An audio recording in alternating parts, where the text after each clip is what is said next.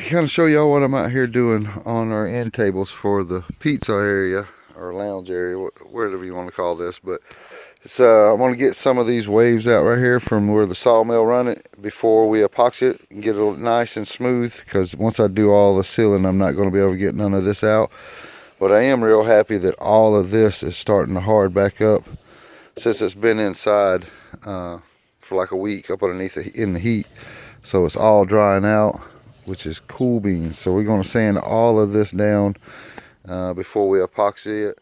And another little tip that I read for outdoor furniture use or something that's going to be outdoors, you know, he said it was a good idea to bevel the edge on it. That way when your clear comes up, it won't be such a sharp edge. He says where the tables he did outside failed on him was because it was such a sharp edge, and it would chip up right there, and then once it gets up underneath the clear, you know, then it starts ruining the finish, so then you start over. So I'm going to sand me a little edge on both of these all the way around, and yeah. All right, well, cool beans. See, I got some sanding to do.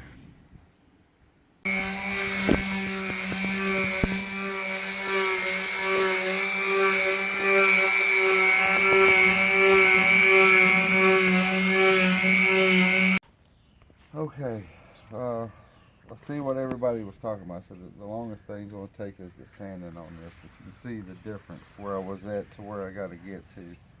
Sanding all the marks out, but we was just talking about leaving this right here where the worms dig into it. Because if I go trying to sand this down smooth, because it's only going to look blonde and it's not going to have the red. So, you know, I'd rather have the red than, anyways, we don't want to get rid of this. How all of this looks, we like this, so, but the hours it's going to take to sand this down is the thing. And I need to go through right here.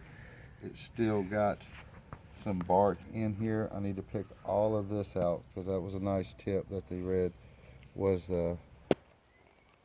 make sure the bark is cleaned off. So. But I'll do that in here, like these voids, pick this out. That way when you put the varnish on it, it won't flake off of there like so. But back to sanding, because this is going to take hours. I don't know if you can tell how the difference in the color I'm bringing out. This is, you can tell I got all of the saw marks out from the sawmill out of it. But I like the red coming out into it. So I've been hitting it with 80, and this side right here, you can see how this still looks right here. So, but I've been working on this side for about an hour with 80 grit. Going over, I need a belt sander is what I need, but I don't have one. So we are making do right now. Yeah, all right, well, cool beans there. I'm gonna take a small break and get back at it. All right, there's several hours of sanding right there. I made multiple passes with 80 grit. I'm down to doing 120 now, and I went ahead and beveled my edge. Right there, you see that? I went around everywhere. Got a nice bevel.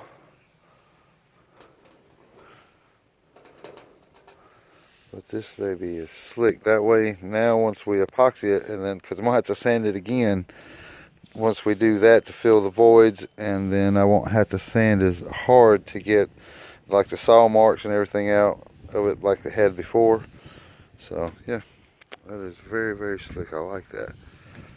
So, all right, well, cool beans. I'm going to blow this out, and we'll see what it looks like next to the other one. Sanding.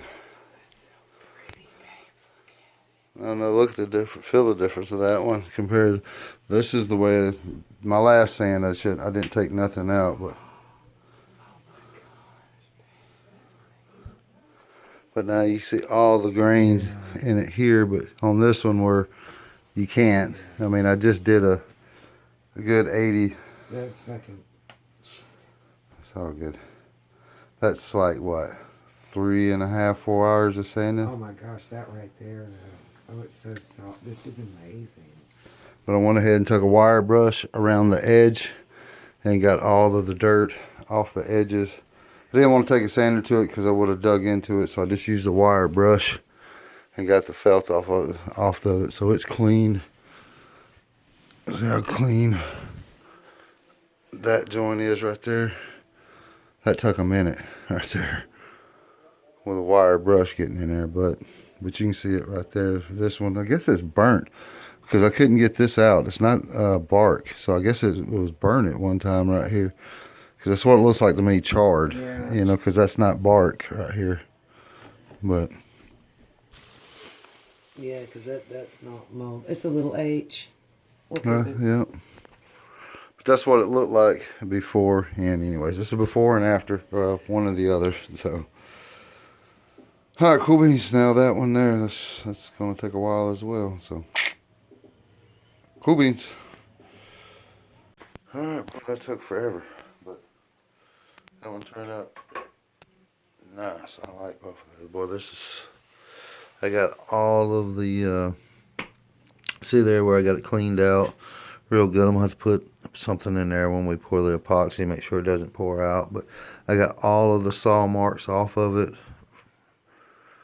so you know, and got a nice bevel. Man, this thing is super slick. There's a lot of sanding. All right, well, cool beans. Next step is we need to look up, make sure we get the right epoxy that to be used for outdoor use. All right, cool beans. I hope y'all enjoy, and I'll holler at y'all later.